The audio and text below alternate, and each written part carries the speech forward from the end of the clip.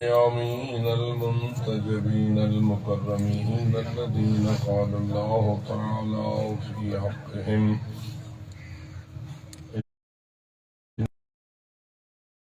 ليذهب عنكم الرجس أهل البيت ويطهركم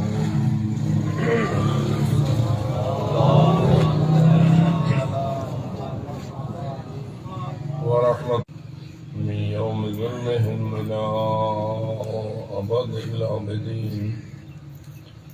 أما بعد فقال الله العظيم في كتابه الحكيم بسم الله الرحمن وقضى ربك ألا تعبدوا إلا إياه وبالوالدين إحسانا.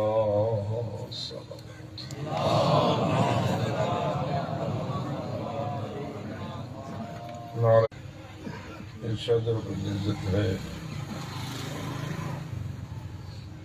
اپنے حبیب پاک کو خطاب فرما رہا ہے اور ارشاد ہوتا ہے وقضا ربک، تیرے رب نے یہ فیصلہ فرمایا.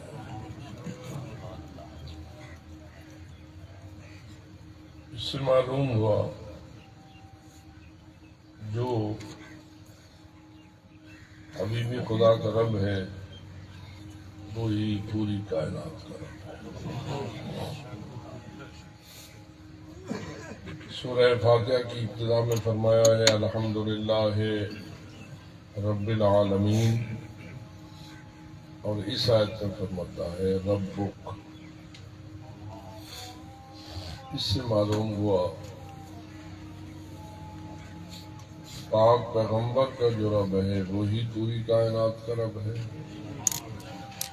اور جو عالمین کا رب ہے وہی محمد و آل محمد. اس نے یہ فیصلہ فرمایا ہے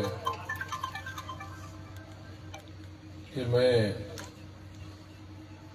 اپنی ربوبیت میں کسی کو شریک ٹھہرانا اس کی اجازت دینے کے لیے تیار ہے.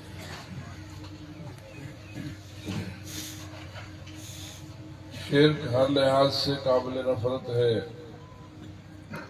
بلکہ قرآن مجید نے ان الشرک لظلم عظیم کہہ کر روشن کیا ہے کہ شرک ظلم عظیم ہے، اور جہاں ظلم ہوتا ہے وہاں عقل انسانی مجبور ہے کہ سوچے ظلم ہے تو کوئی ظالم بھی ہوگا، اور ظالم ہے تو کوئی مظلوم بھی ہوگا. اور جب اللہ کہتا ہے کہ شرک ظلم عظیم ہے تو آئیے مل کر اس بات پر غور کریں اس ظلم عظیم کا ظالم کون اور اس ظلم عظیم کا مظلوم کون. اور اگر دقت عقلی کے ساتھ بغیر کسی ملاوٹ کے ہم غور کریں تو یہی کہنے پر مجبور ہیں ظالم وہ ہے جو شرک کر رہا ہے، اور مظلوم وہ ہے جس کے ساتھ شرک کر رہا ہے. اور پھر آپ غور کریں جو کوئی اپنے رب پہ ظلم کرے اس سے بڑھ کر اور کوئی ظالم ہو ہی نہیں سکتا. کتنا بڑا احسان ہے اس حبیب خدا کا جس نے ہم سب کو اس قسم کے ظلم عظیم سے بچا لیا. عام طور پر جو ہمارے ہاں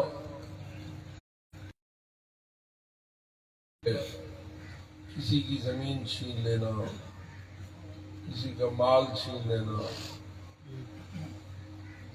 کسی کی جائیداد ہڑپ کر لینا، غرض ہے کہ دنیا کی کسی چیز کو یہ سوچ سکتے ہیں کہ کیسے ہو سکتا ہے کہ کوئی اپنے رب پہ ظلم کرے. رب پہ تو ظلم ہو ہی نہیں سکتا، لیکن ذرا اللہ سے پوچھئے تو اللہ فرماتا ہے جب تو کسی کو میرا شریک ٹھہراتا ہے تو اس سے بڑھ کر اور کوئی ظلم نہیں، اور تجھ سے بڑھ کر کوئی ظالم نہیں، اور پھر مجھ سے بڑھ کر کوئی مظلوم نہیں۔ ہماری مجالس میں اگر لفظ مظلوم بولا جائے، کون ہے سب سے بڑا مظلوم، تو جواب آتا ہے حضرت امام حسین سب سے بڑے مظلوم ہیں۔ مظلوم کربلا کا ایک لقب ہے، ایک لفظ ہے جو مختص ہو گیا ہے حضرت امام حسین علیہ السلام کے ساتھ۔ لیکن اگر کوئی امام حسین پہ ظلم کرے تو وہ بڑا ظالم ہے، یا کوئی حسین کے رب پہ ظلم کرے تو وہ بڑا ظالم ہے۔ اور کتنا بڑا ظلم ہے کہ ظلم کر کے بھی اپنے آپ کو ظالم نہیں سمجھتا، اور کتنی بڑی عظیم محسن ذات ہے وہ، جس نے ہمیں وہ دین دیا، جس نے اس ظلم سے ہمیں بچا دیا۔ آغاز ہی اسی سے کیا، قولوا لا الہ الا اللہ تفلحوا، کہو اللہ کے علاوہ اور کوئی لائق عبادت نہیں ہے یا ہو نہیں سکتا۔ ذرا اس لفظ پہ بھی غور کر لو، اللہ کے علاوہ اور کوئی لائق عبادت ہے نہیں یا ہو ہی نہیں سکتا۔ اللہ نے ایک زندگی یہاں پیدا کی ہے جو یا موت پہ ختم ہو جاتی ہے اور یا قیامت پہ ختم ہو جائے گی۔ موت پر انفرادی طور پر ختم ہوتی ہے زندگی، اور قیامت کو اجتماعی طور پر ختم ہو جائے گی۔ اذا نفخ فی الصور، جب سور پھونکا جائے گا تو کہاں کہاں زندگی ختم ہوگی؟ جہاں جہاں زندگی ہوگی وہاں وہاں ختم ہو جائے گی، اور کوئی زندہ برقرار نہ رہے گا۔ بلکہ بعض روایات نے ہمیں اس کی طرف بھی متوجہ فرمایا کہ وہ اسرافیل فرشتہ جس کے ذمہ نفخ روح ہے، نفخ صور ہے، جو سور پھونکے گا تو واضح ہے کہ وہ سور پھونکتے ہوئے تو زندہ ہوگا، پھر حکم ربی آئے گا مت انت اسرافیل اب تو بھی مر گیا، تو بالآخر یہ ماحول بن جائے گا لمن الملک اليوم، اور زبان حال سے جواب آ رہا ہوگا للہ الواحد القہار۔ تو ایک انفرادی موت ہے اور ایک اجتماعی موت ہے، لیکن کیا اس موت کے بعد بھی زندگی ہے؟ کیونکہ ہم مولوی صاحبان بھی، ہم پڑھنے والے بھی سارے موت سے بڑا ڈراتے ہیں، اور لوگ موت سے ڈرے ہوئے بھی ہیں۔ ان کے کو آگے شالا مرے بس تو ایسے پتہ چلتا ہے جیسے کسی نے گولی مار دی۔ اتنا خوف موت ہمارے اوپر طاری ہے، لیکن کیا موت پہ مکمل طور پر زندگی کا خاتمہ ہے، ایسا خاتمہ کہ جس کے بعد پھر زندگی نہ ہوگی، یا موت کے بعد بھی زندگی ہوگی؟ میں اکثر توجہ دلاتا ہوں، جو موت کے بعد والی زندگی پہ ایمان رکھے وہ مسلمان ہے، اور جو فقط موت پہ ایمان رکھے بعد والی زندگی کا انکار کرے وہ مسلمان نہیں ہے۔ اسلام اور کفر کے درمیان بنیادی فرق یہی ہے، فقط کل نفس ذائقۃ الموت پر ایمان لانا کافی نہیں، انا نحن نحیی الموتى پہ ایمان لانا ضروری ہے۔ اور رسول اکرم نے موت کو منوانے پر اتنا زور نہیں لگایا جتنا موت کے بعد والی زندگی کو منوانے پر زور لگایا، کیونکہ موت تو مان یا نہ مان، موت کا گوڑا رکھ کے منوا گی، اتنی طاقتور ہے کہ کوئی انکار کرے بھی تو کوئی انکار کرنے کی جسارت نہیں کر سکتا۔ لا دین لا مذہب، جیسے بڑے بڑے نام مشہور ہوئے، ہیگل، سٹالن، خروشچیف، ماؤ زیتونگ، جان دو، بڑے بڑے جیالے پیدا ہوئے، بڑی لال کتابیں چلتی رہیں اور لوگ ان کے مرید ہوئے، ان پر فریفتہ ہوئے۔ انہوں نے کہا دین ایک افیون ہے، دین کی کوئی حقیقت نہیں، منکر دین، مطلقاً منکر دین۔ لیکن اگر ان سے بھی پوچھو مرنا ہی یا نہیں مرنا، تو کوئی انکار کی جسارت نہیں کر سکتا، اور بالآخر سارے مان کھپ گئے۔ تو میں سمجھتا ہوں کہ موت تو اپنی طاقت کے ساتھ خود کو منوا لیتی ہے۔ موت کو منوانے کے لیے کل نفس ذائقۃ الموت کی بھی ضرورت نہیں ہے۔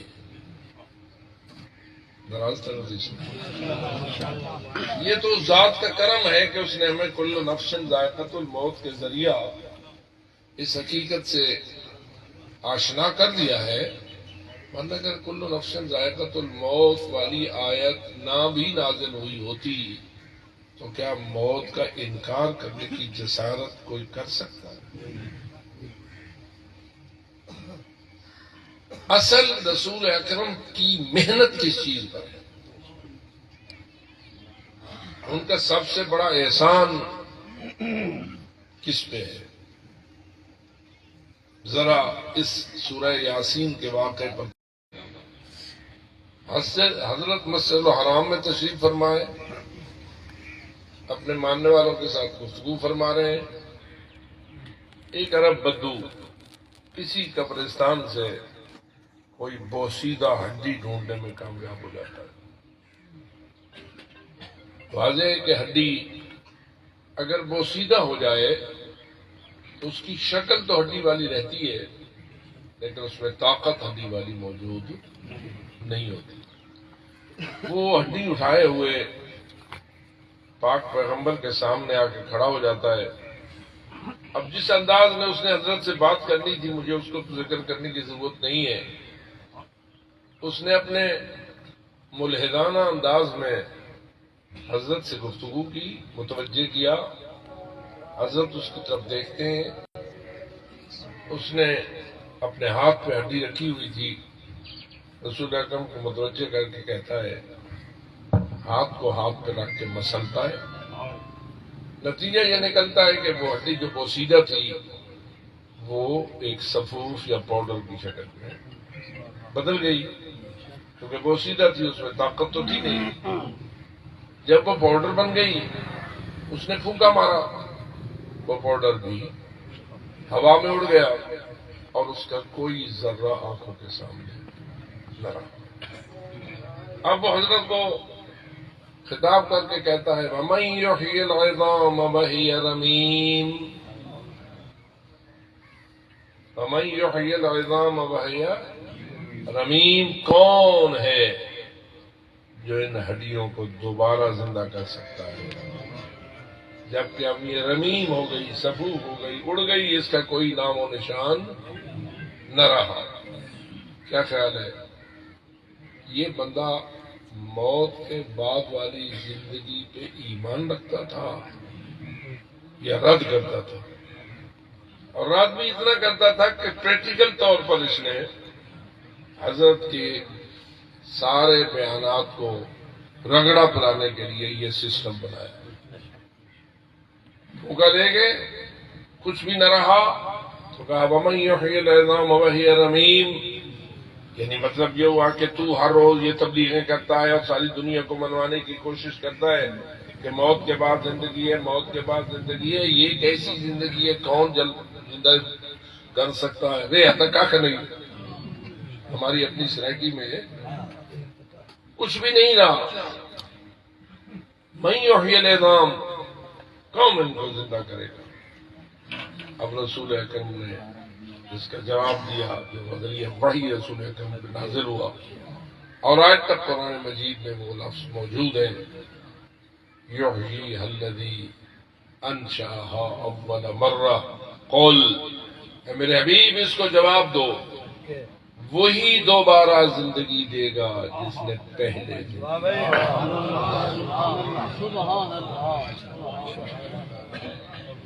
قل یحییھا الذی انشأھا اول مرہ، پہلے بھی تو یہ زندہ نہ تھا، اس کو زندگی مل گئی تھی۔ ہوں تولی پاؤڈر تو ہے، تیری آنکھیں نہیں دیکھ سکتی لیکن کچھ ہے تو صحیح۔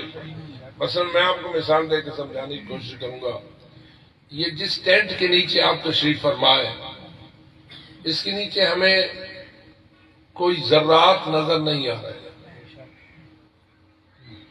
اس کے نیچے فضا کے اندر کوئی ذرات نظر نہیں آ رہے، لیکن آپ مجھے بتائیے اس فضا میں ذرات محر پرواز ہیں یا نہیں؟ جی، بلکہ وہ ذرات آپ کے سانس کے ساتھ آپ کے اندر تشریف پہ لے جا رہے ہیں یا نہیں؟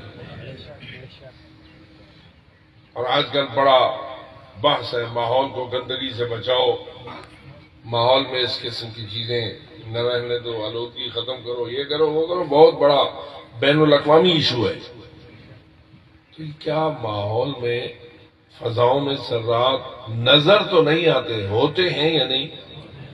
اور اس وقت تو ہمیں بھی نظر آ جاتے ہیں جب ہم کسی اندھیرے کمرے میں بیٹھے ہوں، ایک طرف سورج ہو، ادھر دیوار میں ایک چھوٹا سا سوراخ ہو، اندر کمرہ اندھیرا ہو، تو سوراخ سے ایک نور کی کرن اندر داخل ہوگی اور ایک لکیر کی شکل میں نظر آئے گی، اور آپ مجبور ہو جائیں گے کہ اندھیرے میں بیٹھ کر اس نور کو دیکھیں۔ کیوں؟ اندھیرے کو دیکھنے سے دل تنگ ہوتا ہے، اور نور وہ ہوتا ہے جو اپنی طرف کھینچتا ہے۔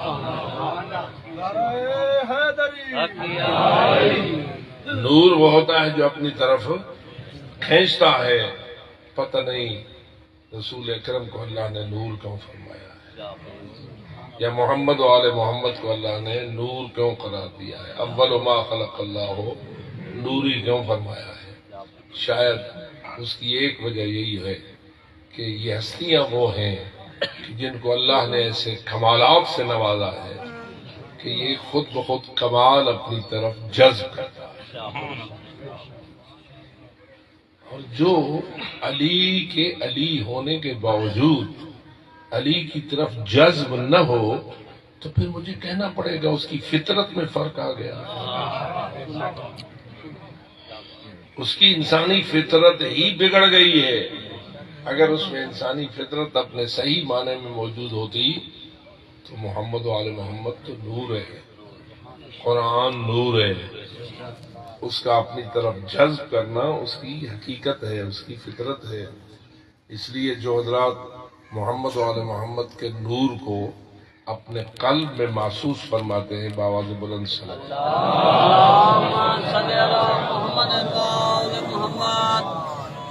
تو حضرت رسول اکرم صلی اللہ علیہ وسلم نے اس آیت کریمہ کے توسط سے ہمیں یہ سمجھایا کہ فقط موت پہ اختتامیہ نہیں بلکہ موت کے بعد بھی زندگی ہے. جو مانتے ہیں بآواز بلند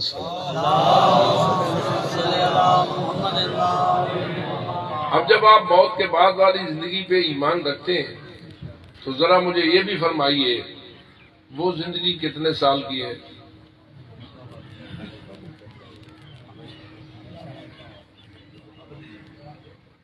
ذرا تھوڑا سا اپنے ذہن کو لگائیے. یہاں تو اگر کسی کو 100 سال کی زندگی مل جائے تو اکثر تو اس کے بعد اپنی زندگی سے خود ہی تنگ ہو جاتا ہے. اللہ سے چلی دی نہیں، اب زندگی کا بوجھ نہیں اٹھایا جاتا، ہوں سنبھال کے نہیں آتا چل رہا ہے. ٹھیک ہے، گوڑے ٹردے نہیں، اکھیں دیدیاں نہیں، پیٹ ہضم نہیں کرے گا، اعضاء و جوارے توانائیاں ساتھ چھوڑ چکی ہیں. اب تو میں زندگی پر بوجھ بن چکا ہوں اور زندگی میرے اوپر بوجھ بن چکی ہے. اب تو مجھے اٹھا لیتا تو اچھا تھا. یہ فقط 1 صدی کی زندگی، فقط 1 صدی کی زندگی. موت کے بعد والی زندگی کتنی صدیاں ہیں؟ جواب یہ ہے تو اس کی تعداد کو سمجھ نہیں سکتا. اللہ نے فرمایا ہے اولئک اصحاب الجنہ ہم فیہا خالدون الذین آمنوا وعملوا الصالحات اولئک اصحاب الجنہ ہم فیہا خالدون. جن کے دلوں میں ایمان ہو، اور رسول فرماتے ہیں ایمان تو حب علی کا نام، یا علی حبوں کا ایمان. الذین آمنوا جن کے دلوں میں ایمان ہو، وعمل الصالحات اللہ سے یہاں ہوئے وعمل الصالحات علی کا نقل کر رہے ہیں. کیونکہ آج کی اس زندگی میں ہمارے ہی ممبر نے ایک بہت بڑی خیانت یہ کی ہے کہ محبت علی کو جدا کر دیا ہے عمل الصالحات سے.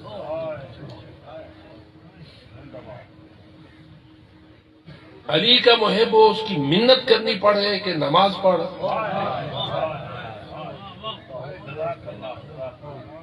محب علی ہو اور اسے کہنا پڑے کہ زکوٰۃ دے. ہزاروں تقریریں ہوں خمس ادا کر. ہمارے والد مرحوم اللہ مقامہ کا ایک انداز تھا جو ان کے ساتھ ہی مختص تھا کہ کبھی کبھی مجلس کے دوران فرماتے تھے جڑے خمس لیندے وہ ہاتھ کھڑا کرو.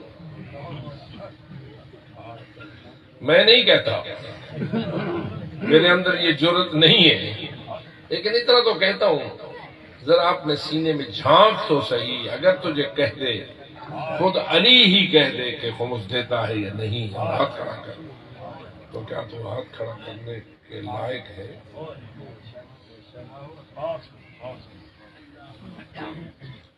معلوم ہوا تجھے علی سے اتنی ہی محبت ہے کہ علی کا حق بھی دینے سے فرار کرتا ہے.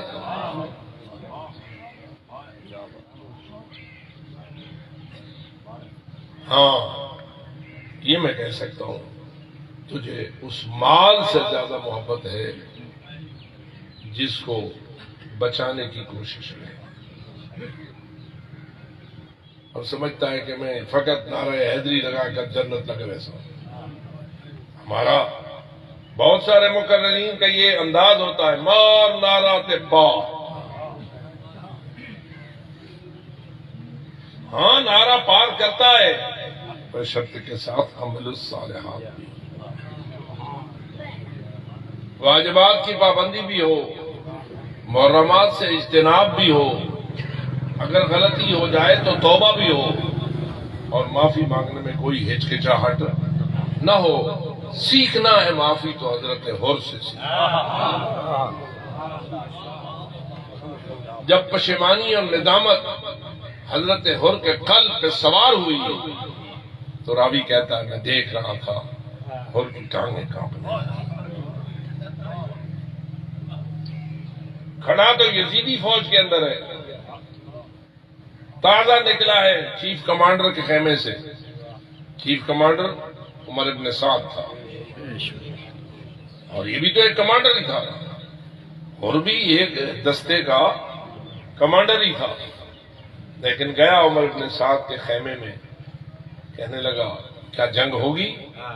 وہ کہتا ہے ہاں ایسی جنگ ہوگی سر کٹ کٹ کے گریں گے، بازو کٹ کٹ کے زمین پہ آئیں گے، بڑی سخت جنگ درپیش ہونی ہے.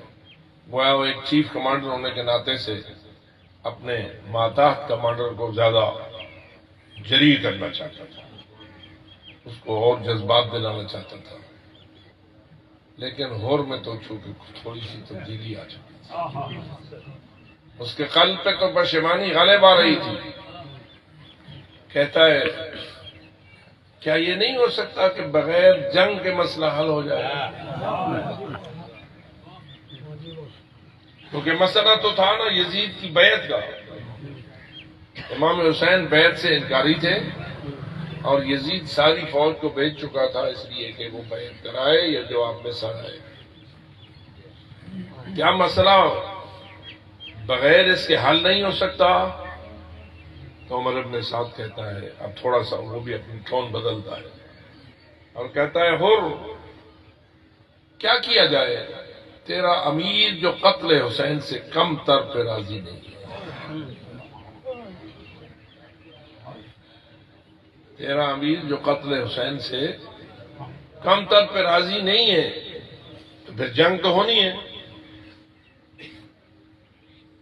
اس وقت اور سمجھ گیا کہ یہ لوگ قتل حسین سے کم تر پہ نہیں ہیں. چھوڑ دیا اپنے کمانڈر کے خیمے کو، باہر نکلا. روایات کا بیان یہی ہے، کھڑا تھا ٹانگیں کانپ رہی تھی. ایک طاقتور کثرت فوج کے باوجود کمانڈر کی ٹانگیں کس چیز نے لرزہ بر اندام کر دی تھی. فوج اپنی ہے، کثرت ان کی ہے، حکومت ان کی ہے، سب کچھ ان کے پاس ہے.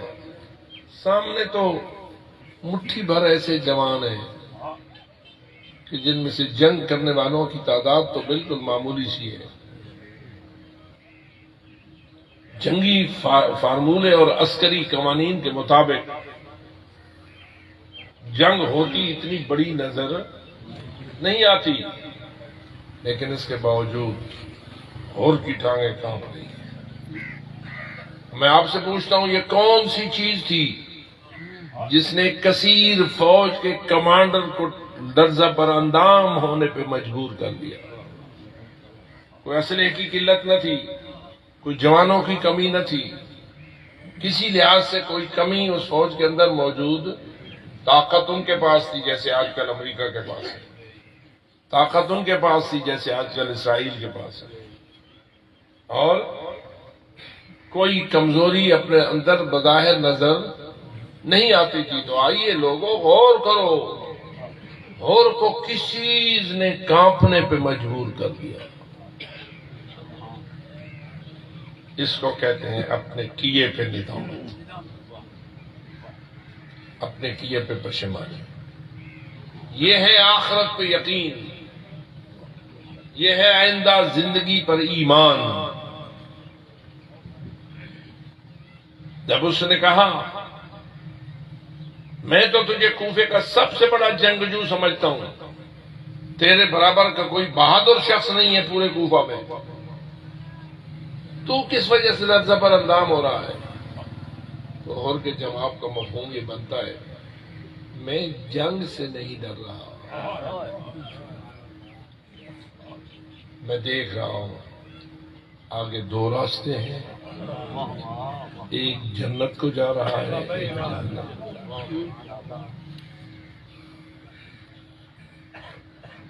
جدھر کھڑا ہوں اگر ادھر ہی رہا تو سیدھا جانا، اور اگر جنت جانا چاہتا ہوں تو جنت ادھر ہے جدھر زہرا کا نام۔ کیا خیال ہے؟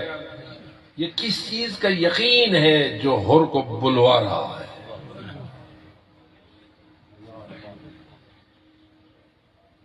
یہ اگلی زندگی کا یقین بھی ہے، جنت کا بھی یقین ہے، جہنم کا بھی یقین ہے، جنتی اسباب کا بھی یقین ہے، اور جہنم کے عوامل کا بھی یقین ہے، اور جانتا اور مانتا ہے جدھر کھڑا ہوں یہ سیدھا جہنم ہے، اور جدھر وہ کمزور طاقت والا بلا رہا ہے ادھر جنت۔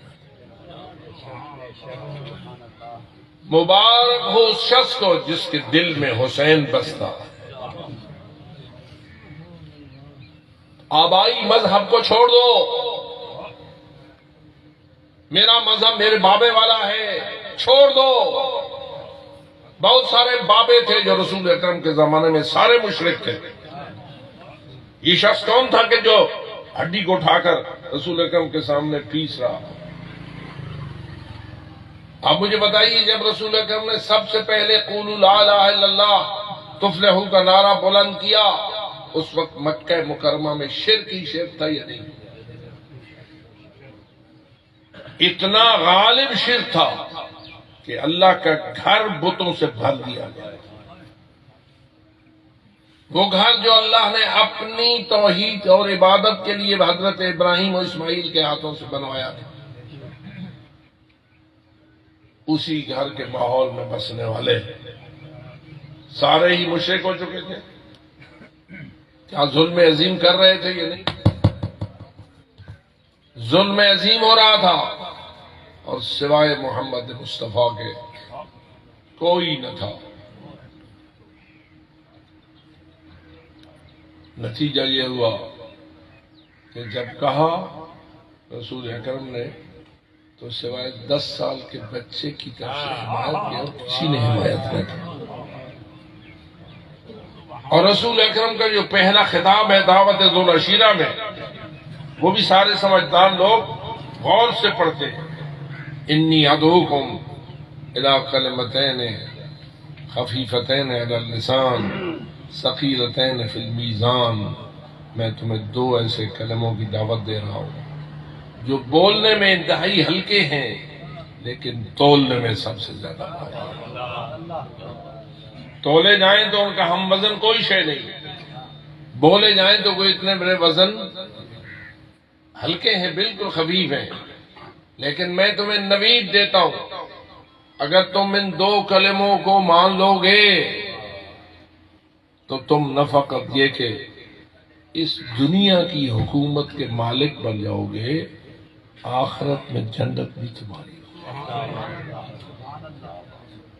حیران ہوں رسول اللہ، آپ نے دونوں باتوں کو سامنے رکھا، دنیا کو بھی اور آخرت کو بھی، کہ تم لا الہ الا اللہ محمد رسول اللہ پر ایمان لاؤ صلی اللہ علیہ وآلہ وسلم، تو تم پھر دنیا میں بھی غالب آ جاؤ گے، اور حکومتیں جو آج کیسر و کسرا میں تقسیم ہے اور ان کی آپس میں لڑائیاں ہوتی رہتی ہیں۔ آپ سورہ روم کو پڑھیے، غلبت الروم فی ادنی الارض، اس وقت روم کا قیصر اور ایران کا کسرا، 2 قوتیں تھیں جو ہر وقت ٹکراؤ کا شکار رہتی تھیں، کبھی وہ ان کو اور کبھی وہ ان کو شکست دے دیتے تھے، ان کی ایک زمین چھین لیتے تھے۔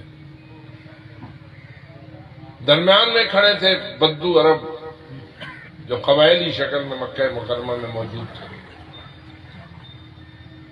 نہیں تھا وہاں کوئی مملکت کا سہارا، لیکن اللہ جانے یہ کون زبان الہی کو رکھنے والا بول رہا تھا۔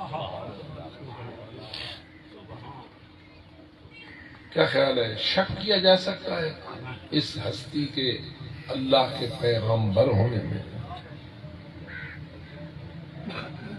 آج ہم 15ویں صدی میں آئے بیٹھے، کیا رسول اکرم کا یہ ارشاد مثل روز روشن آپ کے سامنے واضح ہو چکا ہے یا نہیں؟ دنیا کی حکومتیں لے لی اور آخرت بھی اپنے لیے بنا لی، بشرطے کہ ان دو کلموں پر صدق دل سے ایمان رکھے۔ اس میں ہے آخرت۔ کیا خیال ہے؟ آخرت بننا ہے یا نہیں بننا؟ جی ڈرا واسطے بہت اچھی لگتی ہے یہ دنیا، قتل و غارت، لوٹ کھسوٹ جو آج کل جاری ہے، آپ دیکھ رہے ہیں کس قدر ظلم ہو رہا ہے فلسطین میں، کیوں کر رہا ہے ظالم؟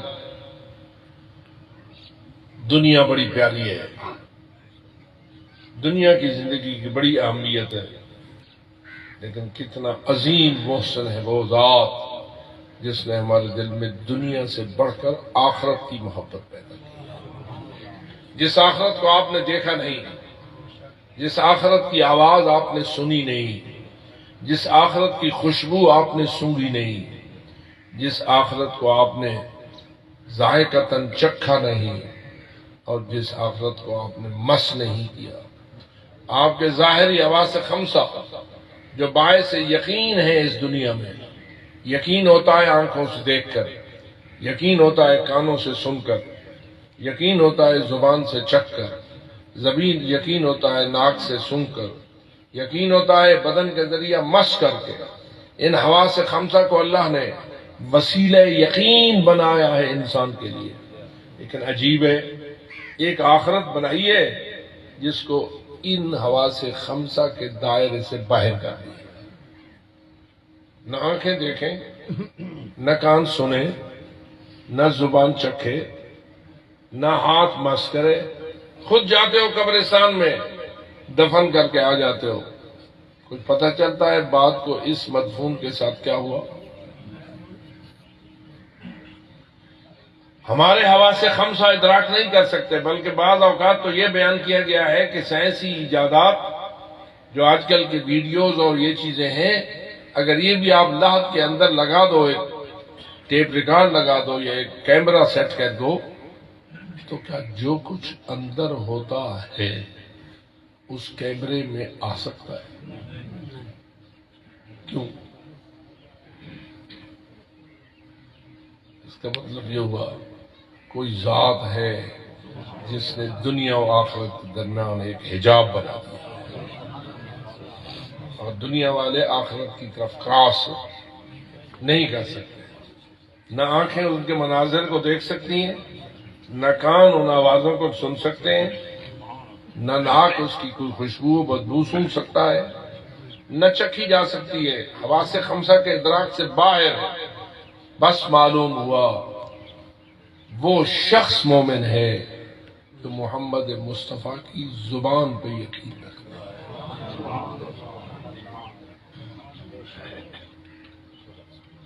جو کچھ رسول اکرم نے فرمایا اگر اس پر اتنا ہی یقین کرے جتنا آنکھیں دیکھ کر یقین کرتی ہیں، کان سن کر یقین کرتے ہیں، تو یقیناً انسان مومن ہے۔ لیکن اگر دنیا گلا سنے، آدھی باتیں جو دل کو اچھی لگیں وہ مان لے، اور جو ذرا دو چار پیسے خرچ کرائیں، غریبوں کو زکوٰۃ دینی پڑے، خمس دینا پڑے، اور کوئی نیکی کرنا پڑے۔ بہت سارے لوگ ہیں جن کو اللہ نے لاکھوں سے زیادہ کا مالک بنایا ہے، لیکن بیت اللہ کے حج تک ان کی جرت نہیں ہوتی۔ آج کل حج پر اگر 10-11 لاکھ روپے خرچ ہو رہے ہیں اور کسی کے بینک میں 1 کروڑ پڑا ہوا ہے، تو بتائیے آج اس پر حج واجب ہوا یا نہیں؟ جی نہیں، میرے خیال تھوڑا ہے۔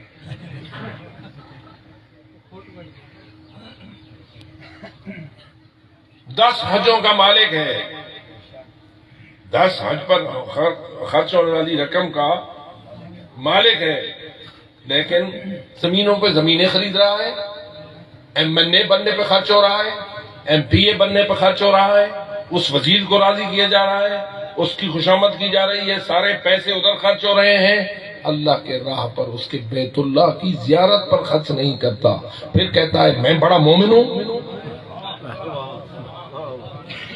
للہ علی الناس حج البیت من استطاع الیہ سبیلا ومن کفر فإن اللہ غنی عن العالمین. اللہ فرماتا ہے میرا حق ہے انسانوں پر کہ وہ میرے گھر کا حج کرے، ہر وہ شخص جس کو میں استطاعت دے دوں.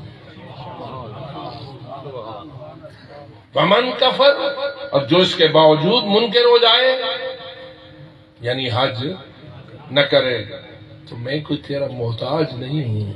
ان اللہ غنی عن العالمین، عالمین سے وہ بے نیاز ہے، اس نے تو تیری آخرت کے لیے تجھے یہ سب کچھ دیا.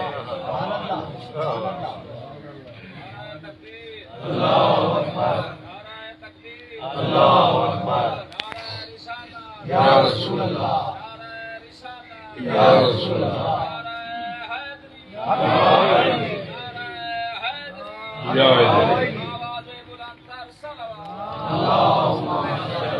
بس ایک نقطے کی طرف آپ کی توجہ مبذول کر کے آپ سے اجازت کا طلبگار ہوں.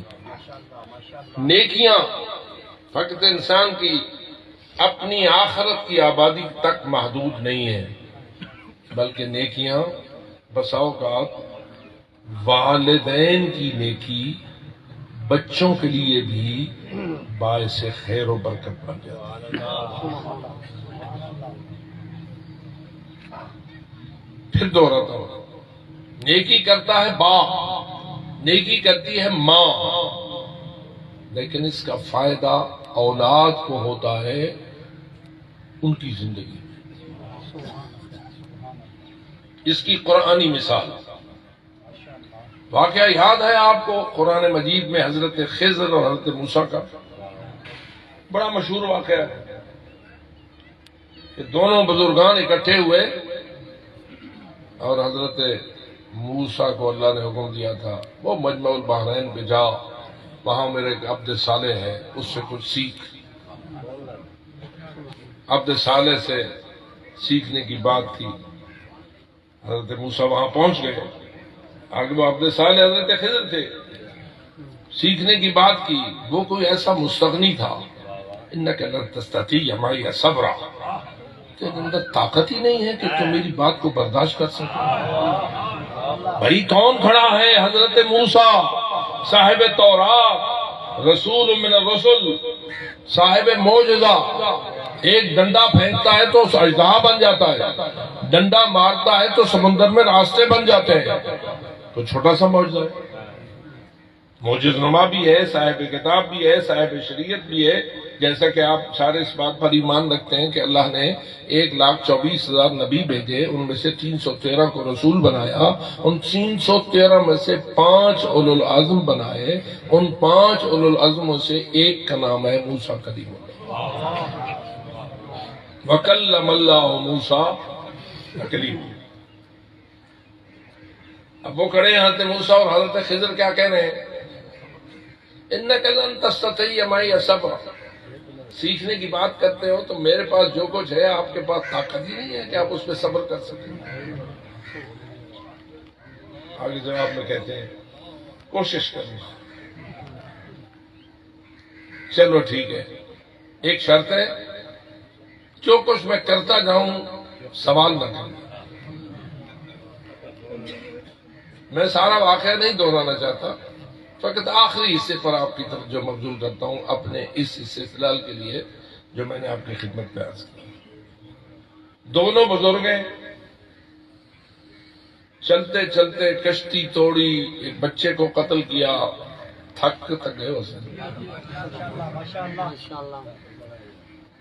مثال عرض کر رہا ہوں، آیا تھک گئے حسین جی میں، کسی گاڑی پہ چڑھے ہوئے نہیں تھے، کوئی ہوائی جہاز نہیں تھا ان کے پاس، بزرگ بھی ہیں اور پیدل چل رہے ہیں تو بدے کم کرے گئے. کشتی توڑی، بچہ قتل ہوا، آگے گئے. بھوک لگی ہوئی تھی، جس بستی میں گئے ان سے کھانا مانگا. وہ اتنے سخی تھے، انہوں نے مہمانی دینے سے انکار کر دیا. ہوٹل بھی تھا نہیں، کوئی ایسا ماحول ہی نہیں تھا کہ جہاں سے کہیں سے کھانا مل جائے. اور کام کاج کر کے تھکے ہوئے، بھوک مارے، ہاں میں یہ توجہ دلاؤں گا، نبیوں کو بھی بھوک لگتی ہے، رسولوں کو بھی بھوک لگتی ہے، معصومین کو بھی بھوک لگتی ہے۔ تیرے ماحول میں تو بسا اوقات اس چیز کو بھی مشکوک بنا دیا گیا، اور تو ان مجالس کو عبادت سمجھتا ہے جو قرآن کے خلاف بات کرتی ہیں، اور بہت سارے اپنی زمینوں کی ساری جائیداد کی دولت ایسے بدتمیزوں پہ خرچ کرتے ہیں بنام محرم، اور ہم بات کریں تو ہم دشمن اہل بیت ہو گئے۔ میرا فریضہ ہے آپ تک آواز پہنچاؤں۔ دولت کل پوچھی جانی ہے، کیسے آئی تھی، کیسے خرچ کی تھی۔ اگر تیرے باپ کو اللہ نے 10 مربع دیے تھے اور تو اس کا وارث ہو گیا تھا تو کل پوچھا جائے گا تو 10 مربع کا وارث ہوا تھا کن کی تیاری۔ تو مجلس بھی ایسے لوگوں سے پڑھوانا چاہیے جو حق گو ہوں، جو ہدایت کو پہنچائیں، نہ یہ کہ من گھڑت افسانوں کو بنام امام حسین پہنچائیں۔ میں نے عرض کیا کیا یہ نبیوں کو بھی بھوک لگتی تھی، پیاس لگتی تھی؟ آج بھی مشکل سے منوانا پڑتا ہے۔ اب ان دونوں بزرگوں کو بھوک لگی ہوئی ہے، تھکے ہوئے بھی ہیں، کھانا چاہتے ہیں، سخیوں کی بستی ہے، کھانا دینے کے لیے تیار نہیں ہوئے۔ آگے دیکھتے ہیں تو ایک دیوار گر رہی ہے کسی مکان کی، میرے خیال میں کوئی سیمنٹڈ دیوار تو نہیں ہوگی، حضرت موسیٰ کے زمانے کی دیوار ہے نا، حضرت خضر کی دیوار نہیں، چوڑی کی دیوار ہوگی، کچی مٹی کی دیوار ہوگی، یا کوئی ایسی ہوگی پرانی طور کی دیوار ہے۔ دیوار گر رہی ہے اور حضرت خضر فرماتے ہیں آؤ اس دیوار کو دوبارہ بنائیں۔ میں یہ بھی نہیں سوچ سکتا کہ اس دیوار کے ساتھ کوئی نئی دیوار بنائی گئی ہوگی، نہیں، اس دیوار کی جگہ کو پہلے صاف کیا گیا ہوگا، وہ جو گر رہی تھی اس کو گرایا، صاف کیا، پھر اس جگہ دوسرا دیوار کھڑی کی۔ کوئی محنت چاہیے نہ چاہیے جی، مزدور ہوئے بھوکا بڑھنے بڑھاؤنی پوے ہو گئی دیوار۔ میں فقط کی توجہ اس لیے دے رہا ہوں کہ فطرت کے تقاضوں سے بغاوت مت کر۔ اور پتہ نہیں یہ لوگ کیسے خدا رسیدہ تھے، محنت کی، دیوار کھڑی ہو گئی۔ حضرت موسیٰ نے سوال کر دیا، ایسا ہی والی میں اگر پہلے مکاوا چاہتا کچھ ٹکر تو بڑھ بن جائے۔ بات تو بڑی معقول تھی، لیکن حضرت خضر فرماتے ہیں آذا فراق بینی، اب تیرے اور میرے اکٹھے رہنے کا مسئلہ ختم ہے۔ اب میں تجھے بتاتا ہوں یہ سارے اقدامات میں نے کیوں کیے۔ بات اصل نقطے کی یہاں ہے کہ یہ جو میں نے کشتی کو توڑا، بچے کو قتل کیا اور یہ گرتی ہوئی دیوار بنائی، کیوں بنائی؟ یہ دیوار دو یتیموں کی وَتَحْتَهُ كَنْزٌ لَهُمَا، ان کے باپ نے وفات سے پہلے اپنا ایک خزانہ اس دیوار کے نیچے اس لیے چھپا دیا تھا کہ یہ میرے یتیم جب جوان ہوں گے تو اس خزانے سے فائدہ اٹھائیں گے۔ چلو یہ تو ہو گیا، آپ نے ایسا کیوں کیا؟ فقط خزانہ بچانا نہیں، کان ابوہما صالحا، چونکہ ان دونوں یتیموں کا باپ ایک مرد صالح تھا، اس کی نیکی کی جزا ان بچوں کو دے۔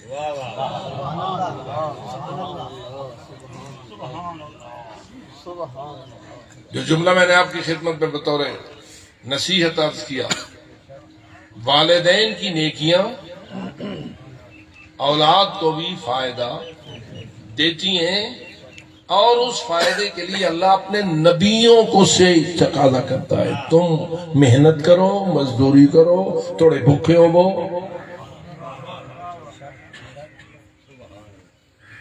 اس کا مطلب یہ ہوا تیرا رب بڑی حکمت ہے، وہ بھولتا نہیں ہے۔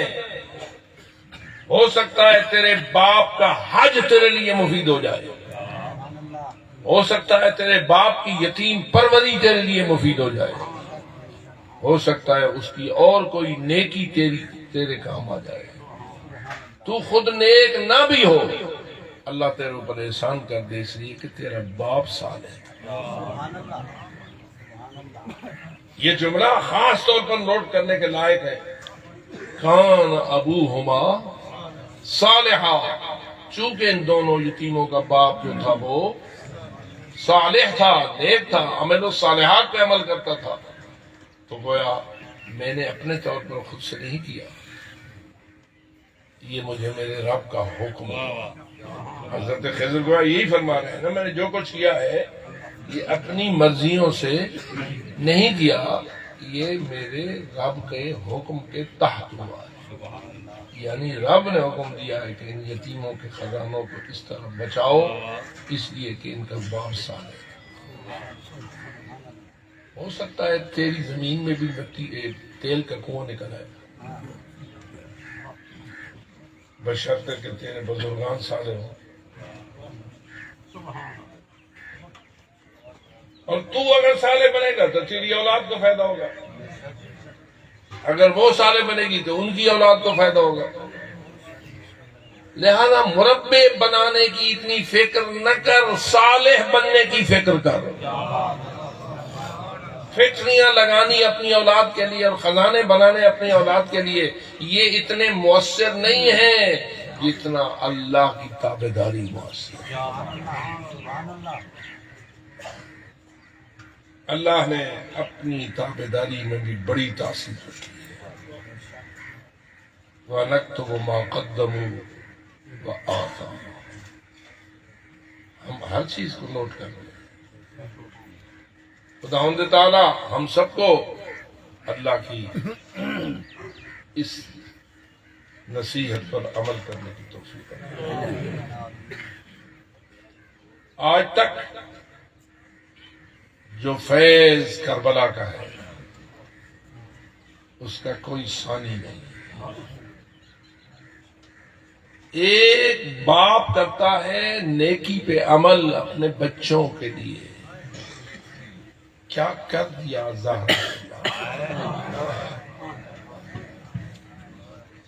ان کان دین محمد لم یستقم الا بقتلی فیحسیف خزینی، اگر میرے نانے کا دین ان آئندہ صدیوں میں آنے والوں تک نہیں پہنچ سکتا مگر میری شہادت کے صدقے، تو آؤ تلواروں میرا بدن حاضر ہے،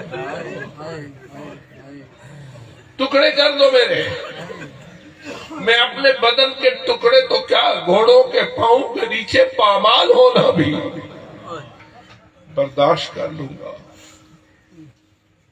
لیکن اپنے نانے کی امت کو ان کے دین سے محروم ہوتا دیکھنا برداشت نہیں کر سکتا۔ بس آخری جملہ کہہ دوں، کافی آپ کا ٹائم میں نے لیا۔ یہ میرے مولا حسین کافی نہ تھا اس کے لیے علی اکبر و عباس کا خون؟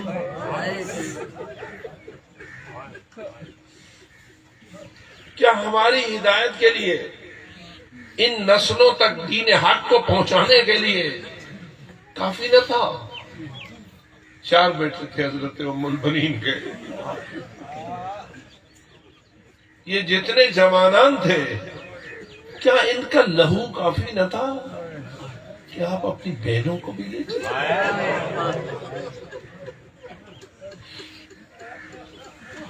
کبھی کبھی دل میں خیال آتا ہے، مدینے کے گورنر نے امام حسین کو مجبور تو نہیں کیا تھا کہ خواتین کو بھی ہم سفر کرو، مسئلہ تو بیعت کا تھا اور امام بیعت کے منکر تھے، تو حضرت نے اپنے آپ کو مدینے سے باہر پہنچانا مناسب سمجھا۔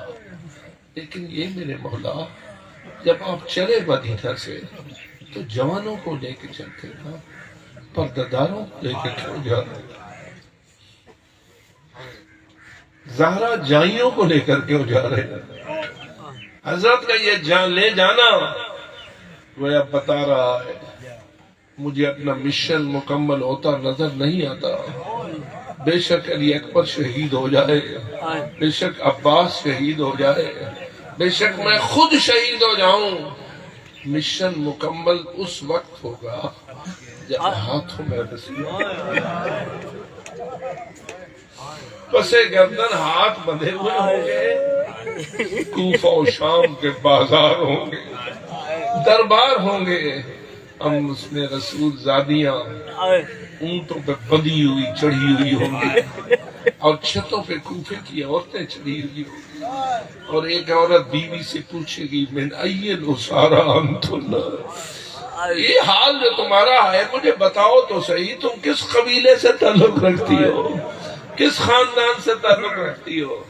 اور اب سارے صاحبان غیرت بیٹھے ہیں، عورت اگر اس حالت میں ہو اور اس سے پوچھا جائے تیرا باپ کون ہے، تیری ماں کون ہے، تیرا خاندان کیا ہے، پہلے تو کسی خاتون کو اللہ قیدی ہونے سے بچائے، لیکن اگر کوئی خاتون اس طرح قیدی کر بھی دی جائے جیسے دختر زہرا قیدی تھی، تو پھر اس سے پوچھا جائے تمہارا خاندان کون سا ہے، تمہارا قبیلہ کون سا ہے۔ میں کبھی بھی سوچتا ہوں بیویوں نہ بتاتی، کہتی یہ بات میں نہیں بتا سکتی، لیکن میں حیران ہوں، روایت تو یہ کہتی ہے کہ بیوی نے لفظ بولا، جواب دیا کیا، نحن اسارا اہل البیت، ہم گویا اس اہل البیت سے تعلق رکھتی ہیں جس کے بارے قرآن کہتا ہے انما یرید اللہ لیذھب عنکم الرجس اہل البیت ویطہرکم تطہیرا۔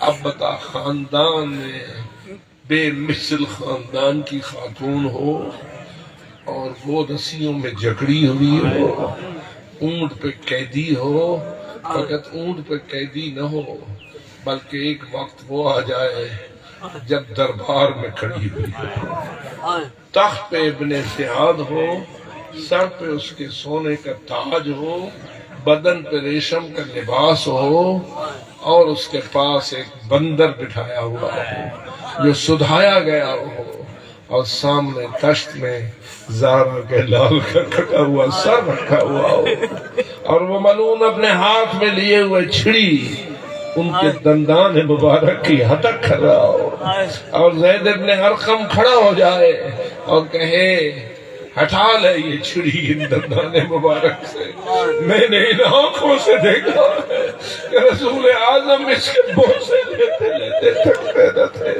اور آج امت کے ایسے بدبخت موجود ہوں جو ان کو رحمت اللہ علیہ کہلوائیں، جو ان کو رضی اللہ عنہ کہلائیں، جو ان کے حق میں تحریکیں چلائیں، اور اس کے لیے ان رونے والوں کے دشمن بن جائیں کہ تم زہرا کی اولاد کے حق میں آنسو کیوں بہاتے ہو، اور تم اپنا فرض عزاداری کیوں ادا کرتے ہو، تم اپنی عزاداری کو بند کرو، اس کو اپنے امام بارگاہوں تک محدود کرو۔